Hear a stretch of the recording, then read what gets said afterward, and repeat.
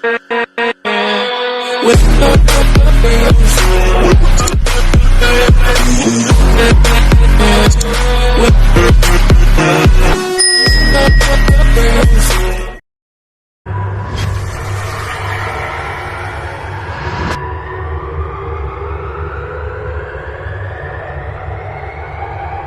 two, one, apa?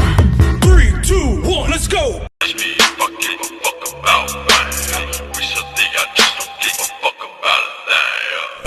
Assalamualaikum warahmatullahi wabarakatuh.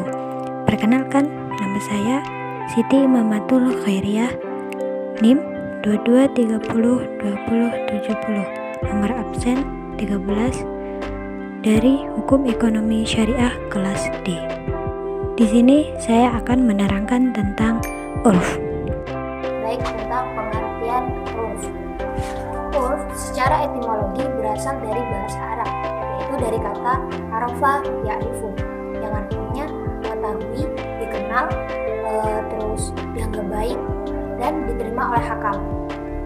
Sedangkan secara terminologi yaitu sesuatu yang menjadi kebiasaan manusia dan mereka mengikutinya dalam bentuk setiap perbuatan yang populer di antara mereka.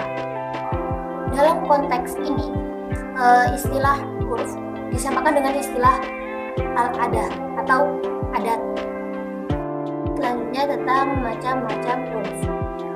Dari segi sifat atau bentuknya, urf itu dibagi menjadi dua.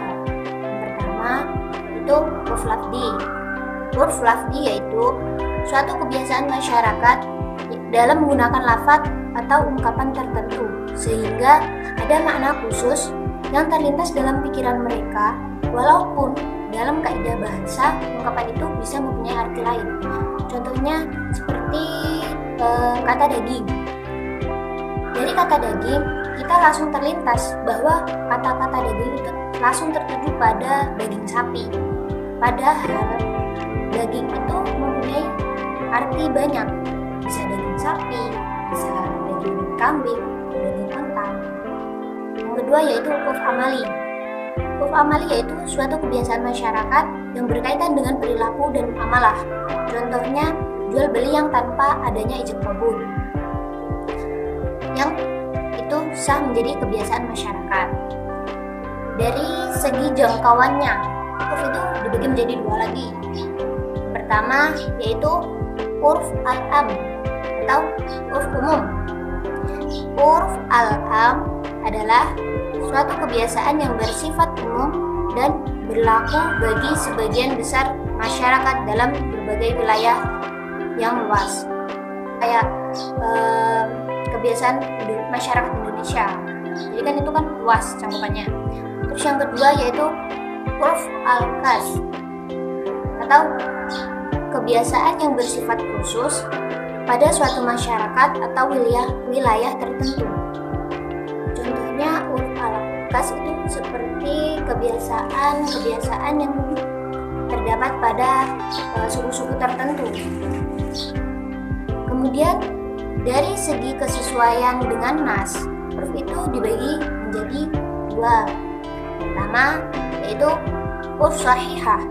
Urf sahihah yaitu urf yang absah atau suatu kebiasaan masyarakat yang sesuai dengan ajaran syariat Islam. Yang kedua yaitu urf fasid atau urf yang rusak, yang salah, yaitu kebiasaan masyarakat yang bertentangan dan tidak sesuai dengan ajaran-ajaran Islam atau kebiasaan yang menghalalkan sesuatu yang haram dan mengharamkan sesuatu yang halal. Kemudian tentang kehujahan urf sebagai dalil syara'. Pada dasarnya, semua ulama mengikuti kedudukan urf sahih sebagai salah satu dalil syara'.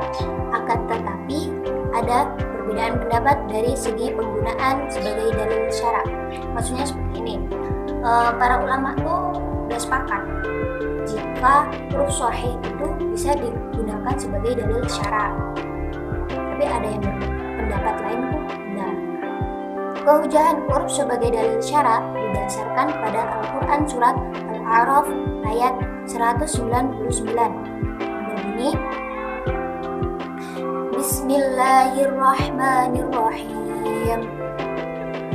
Khudil afwa wa'mur bil 'urfi wa'rid 'anil jahilin. Yang artinya, jadilah pemaaf dan suruhlah orang mengerjakan yang ma'ruf serta jangan pedulikan orang-orang yang bodoh. Melalui ayat di atas, Allah memerintahkan kaum muslimin untuk mengerjakan yang ma'ruf. Dan yang dimaksud ma'ruf di sini itu suatu kebaikan yang dianggap oleh orang-orang kaum muslimin dan dilakukan secara berulang-ulang. Dalam menetapkan huruf sebagai salah satu sumber dalil hukum, maka huruf harus memenuhi beberapa syarat. Yang pertama, huruf harus mengandung kemaslahatan dan logis.